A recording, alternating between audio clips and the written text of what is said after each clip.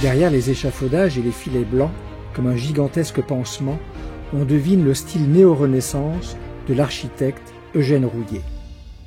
Le lanterneau, c'est effectivement un point très délicat. Et là, on a été confronté avec une problématique plutôt de conservation assez sévère, puisque même on ne connaissait pas très bien l'état sanitaire précis de l'ouvrage. Et en procédant aux déposes, on s'est rendu compte que la corrosion et le vieillissement des structures avaient touché l'ossature. Il a donc fallu tout reprendre, mais en profondeur. Ce campanile du XIXe siècle nécessitait une remise en état, étage par étage. Rien ne devait échapper à l'expertise de l'architecte et au savoir-faire des couvreurs ornemanistes.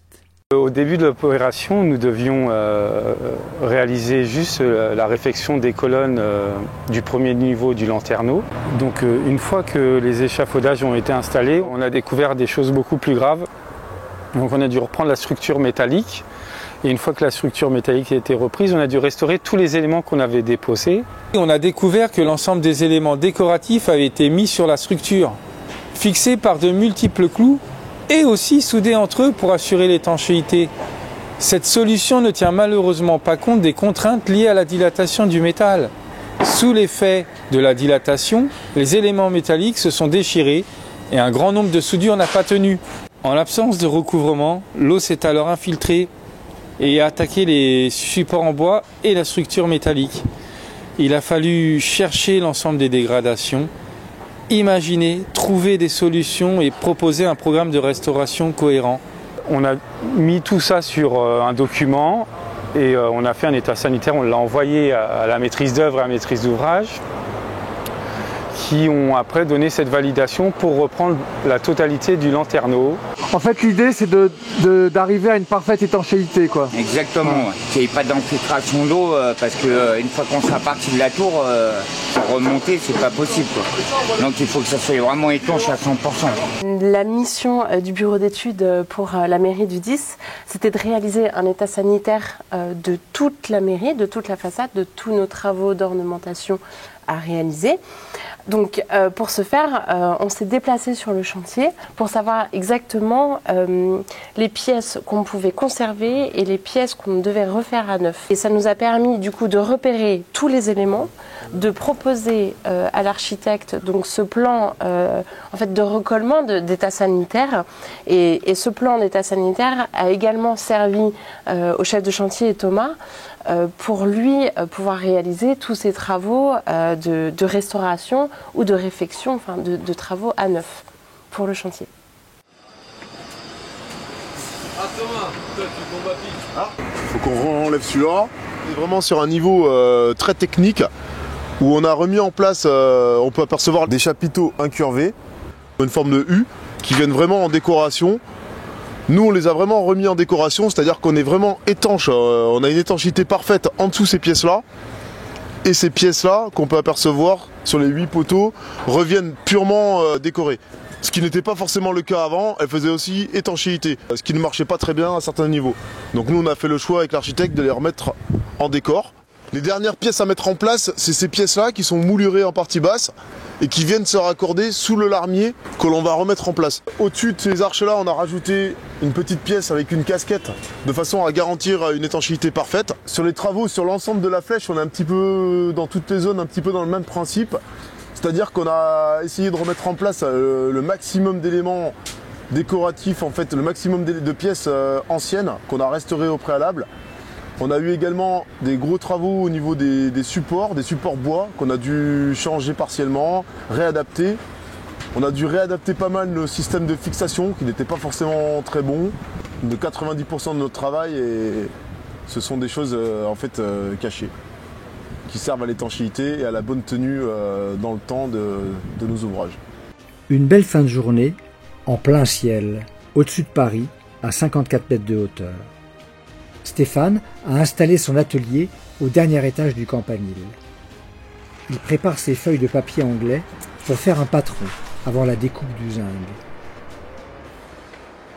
On a retrouvé dans les archives des photos qui montrait le dernier niveau du campanile avec une toiture en écaille emboutie sur des feuilles de zinc assez souples qui permettent de reprendre ce relief. On trouvait que c'était aussi juste par rapport à notre démarche d'être plus fidèle par rapport le dessin d'origine de ce campanile. Kilian finit la confection d'un entablement. Il s'ajuste parfaitement au pied du dôme. Pendant ce temps, Rodrigue, lui, prépare les longues bandes de zinc qui seront soudées le long des pans à écailles. Ils sont ensuite fixés aux arrêtiers par des pattes cuir. Vient maintenant une opération très délicate. Il s'agit d'ajuster et d'apprêter les couvre-joints d'arrêtiers presque centenaires à la nouvelle structure du dôme. C'est toute la philosophie de cette restauration. Associer le neuf à l'ancien, associer l'impératif de l'imperméabilité au respect du patrimoine.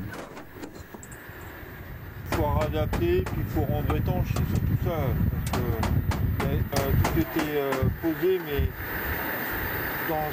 des fois dans des mauvais sens, et voilà, pas réellement dans le bon sens de l'eau. La visite de Thomas, le chef de chantier, est attendue. Quelques problèmes techniques se posent au niveau des couvre-joints d'arrêtiers. Ouais, c'est ça. Et tu vois, la partie elle est vraiment pas le même arc. Hein. Entre le chef de chantier et le meilleur ouvrier de France, on assiste à une discussion au sommet.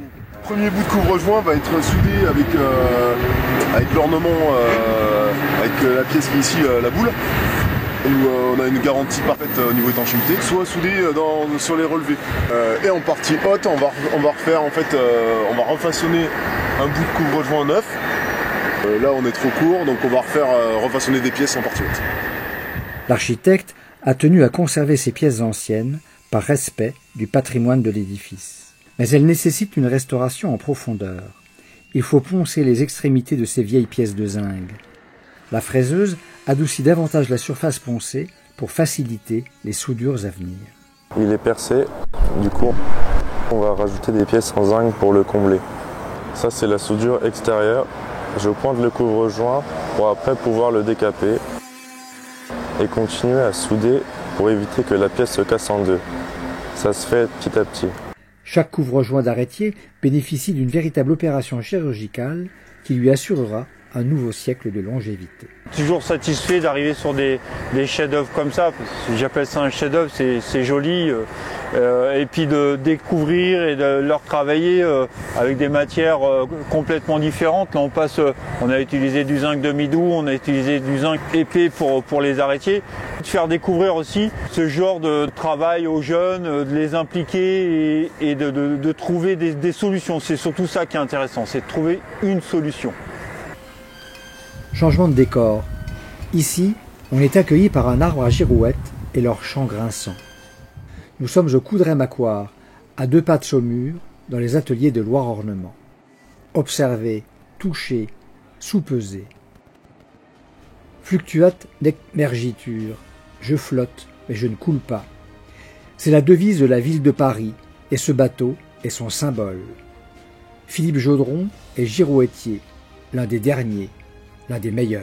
C'est tout naturellement à lui qu'on a confié la fabrication de la copie de la girouette de la mairie du 10e arrondissement.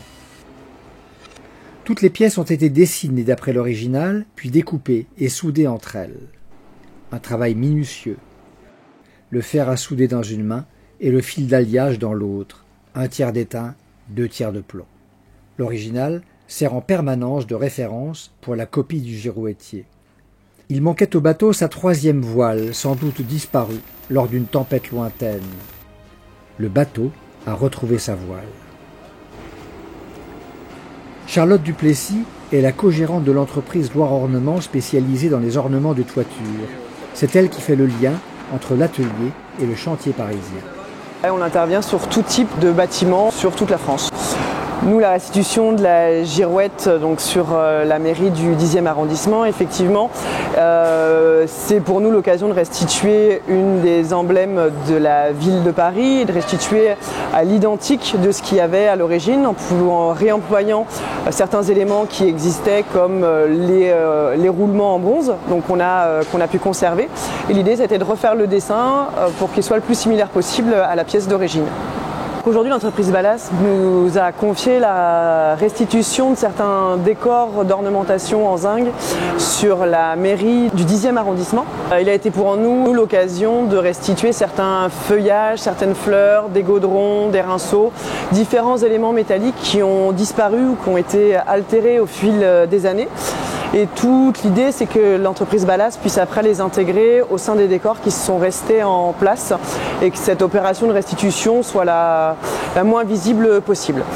La finition se fera avec ponceuse, papier abrasif et chiffon. La copie est un travail très intéressant. En plus, c'est la première que je fais. Depuis 22 ans que je suis à créer des girouettes. En double volume comme ça, c'est exactement la première que je fais. Le travail le plus complexe va être l'équilibrage de la girouette. La première moitié qui est faite, voilà. Et la deuxième moitié, ça va être celle où le contrepoids est ici. Le contrepoids est ici, c'est-à-dire que ça va être rempli d'étain. Vous voyez, c'est ce qui va donner le poids, l'équilibre pour la girouette. Car il faut absolument que le devant et le derrière de la girouette soient en équilibre. Si ce n'est pas en équilibre, la girouette ne sera pas fiable. Donc son axe s'usera.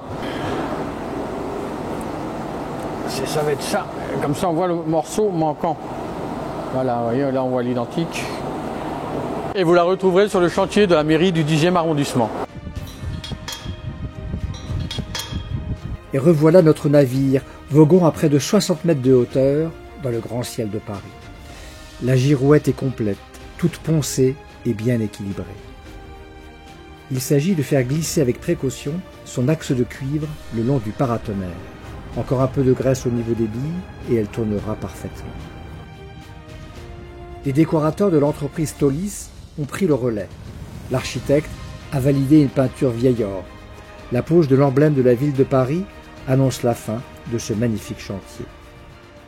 Pour mettre à l'abri la stabilité de cet ouvrage, on est allé beaucoup plus loin.